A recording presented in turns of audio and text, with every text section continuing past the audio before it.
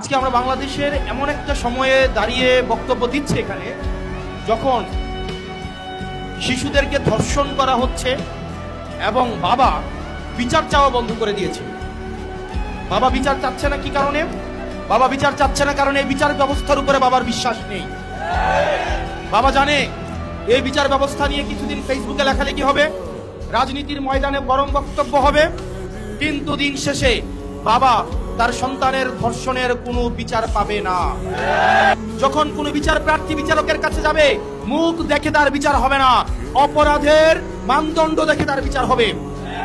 Order দিয়ে অস্ত্র ঢুকছে থানাতে, আমার জনগণ বিচার পায় না, মামলা দিতে গেলে মামলা রাখে না, আর স্বরাষ্ট্রমন্ত্রী সংসদে দাঁড়িয়ে উনি বাংলাদেশের মানুষকে প্রতারণার সংবিধান শিখায়।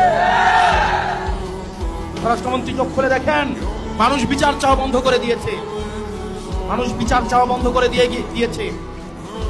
আপনাদের কি অধঃপতন হলে মানুষ আর বিচারও চায় না, কারণ সে জানে বিচার চেয়ে লাভ নাই, কারণ সে বিচার পাবে না।